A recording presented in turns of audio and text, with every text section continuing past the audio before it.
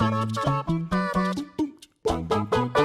the teasers for Season 2 of The Umbrella Academy being released last week, and with it being predicted to be set for the end of 2020, it's worth considering what this portion of the show will actually contain. And this is a complicated game, as while the Netflix hit adapted huge portions of the comic series it came from, it also changed many, many things.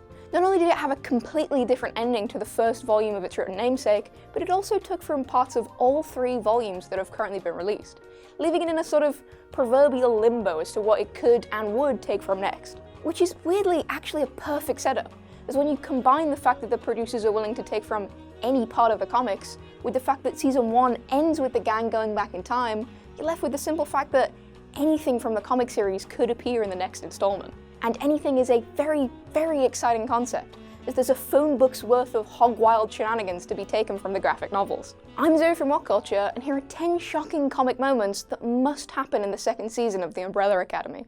Number 10. Hotel Oblivion appears.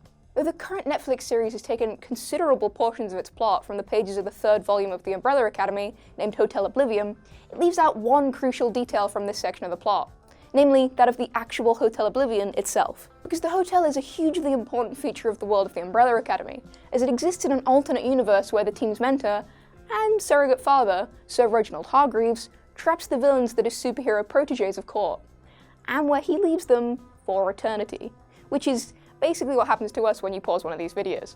This large-scale, Saw-esque man-trap is a huge reminder to us, in terms of both how absolutely remorseless Hargreaves is, and how unnervingly powerful he is, as the man has somehow managed to turn a universe into his own personal prison. Number 9. The Vietnam Mummy. Klaus's time in the Vietnam War is vaguely covered within Season 1 of the Netflix show, as we see him sent back in time to fight in the war, and the aftermath of his time there.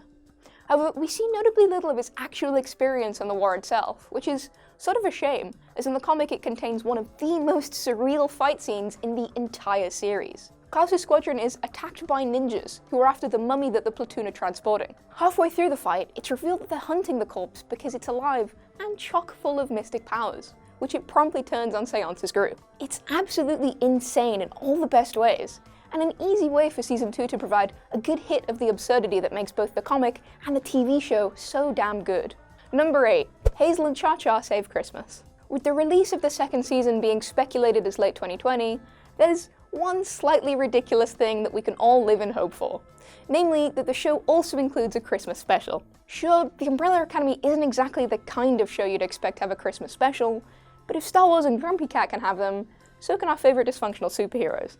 And the series could easily manage it, given that the comics have their very own seasonal miniseries, which has the delightful title of Hazel and ChaCha Save Christmas, Tales from the Umbrella Academy. It's exactly as ridiculous as you'd imagine any festive story featuring 2 insane assassins and Santa Claus to be, and it seemingly purposefully lacks any of the morals that Christmas stories usually contain. This makes it entirely perfect for a one-off episode, to provide us a little extra fix of the poster children for violent tendencies, and to add another entry to the list of violent shows you can feel entirely justified watching in the holiday season, which is always a good thing. Number 7. Number 5 eats his former boss. In the first season of The Umbrella Academy, we see Number 5 handily dealing with his former boss, conveniently named the Handler, who's then killed by Hazel in the final episode. In the comics, the Handler's role is instead played by a talking fish, housed in a robot body with a goldfish bowl for a head, which is more than a little bit weirder. Though obviously the aquatic Handler couldn't have the exact same role as the one we see Kate Walsh play, this doesn't limit him from featuring in the television series altogether. Because the Handler, while shown as the boss of the time-traveling organization known as the Commission, clearly wouldn't be the only member of administration for such an important group.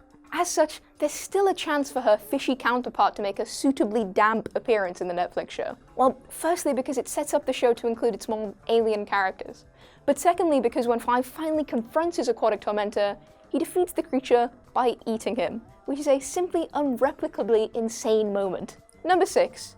Childhood trauma. An interesting concept that the comics show us is that, on a practical level, having children involved in the business of being a superhero is always going to lead to them having some pretty severe trauma. While the show often has the cast say they were damaged by their crime-fighting childhood, it tends to avoid showing it explicitly throughout the entire season, with the one scene of the young heroes doing their work being a bright, happy scene set to a chirpy background track. Though the darker side of their lives is covered with Vanya's upbringing and the scene in which Klaus is trapped in that spooky mausoleum by their father, the awful things that happened to the kids when they were fighting real-world monsters, for some reason is never covered, despite the fact that it has a crucial impact on every single character. The show definitely won't get anywhere near as gruesome as the comic did with this fact, as it's unlikely to show a young Rumor being partially cannibalized by a supervillain, for several pretty good reasons. But it's still worth showing in some form, if only as yet another reminder that Hargreaves should not have been trusted with any children, let alone allowed to send them off to fight evil. Number 5. Klaus's Ghost Orgy. Of all the various unexpected or shocking scenes found within the pages of the Umbrella Academy, the one least likely to feature in the show is that of Klaus using his powers to channel a woman's dead husband, as well as several other spirits, to then have sex with said woman.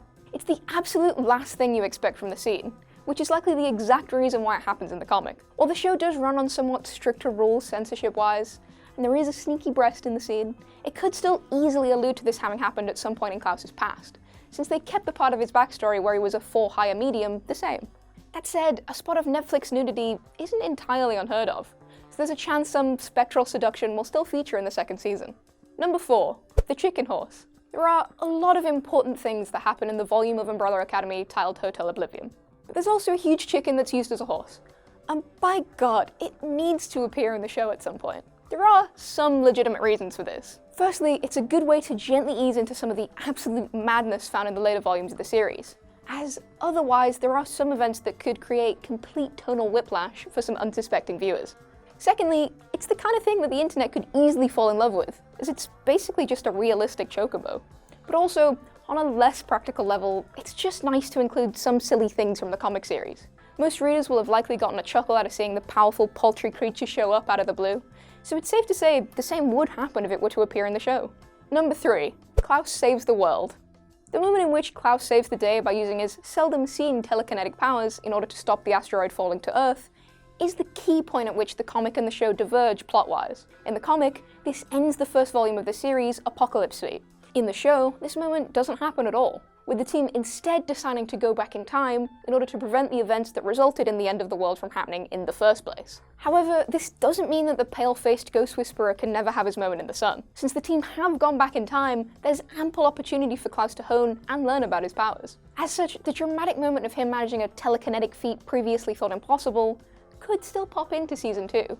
And should, because it would mark a serious point of character progression for the begrudging superhero. Number 2. Rumor assassinates the president. The JFK assassination is the single most controversial part of the entire Umbrella Academy franchise. It takes from real conspiracy theories thrown around at the time of JFK's murder that speculated that the convicted shooter, Lee Harvey Oswald, was not the real killer, and that the actual criminal was still at large. In the Umbrella Academy, we see that in this universe, it's not Oswald who kills the president, but rather Allison Hargreaves, also known as the Rumor. Allison is blackmailed with the threat of Number 5 and Luther's deaths into using her powers, which can make anything she says real, to kill Kennedy in cold blood, in the dramatic climax of the Dallas storyline. The potential cover for this issue brought yet more controversy, as Gerard Way and his wife did a photo recreation of the event that was intended to be emblazoned on the front of the comic, before this was, understandably, changed. Despite its contentious nature, this is also a moment that fully deserves to be in the series, as it's undeniably one of the most surprising events in the entire franchise up to date. Number 1. The Other Hero Team. Currently, the Umbrella Academy series is roughly halfway through, with its third volume, the Hotel Oblivion storyline, having finished in June of 2019. And true to form, the current volume ends on a huge cliffhanger, as the Umbrella Academy are assisted in taking down all of the escaped villains by another team of superheroes.